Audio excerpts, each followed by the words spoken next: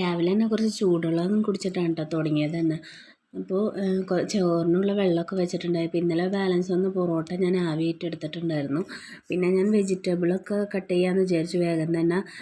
നനു എഴുന്നേറ്റ് കഴിഞ്ഞാൽ പിന്നെ ഒന്നും പറ്റില്ല, പിന്നെ അവൾ കരച്ചിൽ തന്നെ ആയിരിക്കുള്ളൂ. അപ്പോൾ എന്തായാലും ഞാൻ വെജിറ്റബിൾ കട്ട് ചെയ്യാനായിട്ട് ഞാൻ ഇതിൻ്റെ അകത്ത് ഇട്ടാണ് കേട്ടോ, തൊലി കളഞ്ഞിട്ട് ഇതിനകത്തോട്ട് ഇട്ട് കൊടുത്തിട്ട് അങ്ങനെ നന്നായിട്ട് ചോപ്പ് ചെയ്തിട്ട് ബീറ്റ്റൂട്ട് അരിഞ്ഞുകൊണ്ട് ഫുൾ അരിഞ്ഞ് കഴിഞ്ഞപ്പോഴാണ് ഞാൻ ആലോചിച്ചത് ആ സെൻറ്ററിൽ വെക്കുന്ന ആ സാധനം അതിനകത്ത് വെച്ചിട്ടില്ല എന്നുള്ള കാര്യം.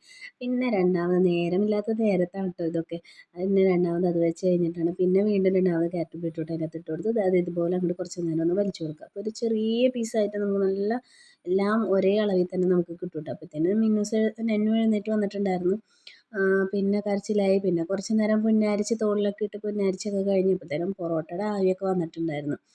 അപ്പോഴത്തേനും മിന്നൂസ് മദ്രസയിൽ പോകാൻ വേണ്ടിയിട്ട് റെഡി ആയിട്ടുണ്ടായിരുന്നു. അങ്ങനെ മിന്നൂസിനെ പറഞ്ഞയച്ചിട്ട് പിന്നെ വീണ്ടും ഞങ്ങൾ അടുക്കളയിലെ പണിയിലോട്ട് തന്നെ വീണ്ടും വന്നു കേട്ടോ. അപ്പോൾ നെന്നുവിന് അവിടെ ഒരു ക്യാരറ്റൊക്കെ കൊടുത്ത് ഇരുത്തിയേക്കായിരുന്നു. അങ്ങനെ വേഗം അരിയൊക്കെ ഇട്ട് റൈസ് കുക്കറിലോട്ട് ഇറക്കി വെച്ചു കേട്ടോ. പിന്നെ ഇന്നലെ കുറച്ച് സാമ്പാറുണ്ടായിരുന്നു, അതൊന്ന് തിളപ്പിച്ച് കൊടുത്തു. കുറച്ച് ചിക്കൻ കറി ഉണ്ടായിരുന്നു, അതൊന്ന് ചൂടാക്കി എടുത്തു.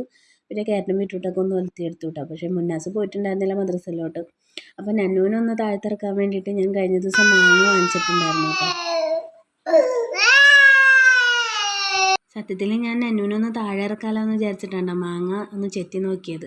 സത്യം പറഞ്ഞാൽ 10 പൈസക്ക് കൊള്ളൂലായിരുന്നു കേട്ടോ. പിന്നെ ഞാൻ വിചാരിച്ചിരുന്നു മാങ്ങ ഇട്ട് മോര് കാച്ചാലാന്ന്, അതും നടന്നില്ല. എന്നാലും ഞാൻ വിട്ടില്ല. ഞാൻ സാധാരണ ഒന്നുമില്ലാതെ തന്നെ മോര് കാച്ചി എടുത്തിട്ടുണ്ടായിരുന്നു കേട്ടോ.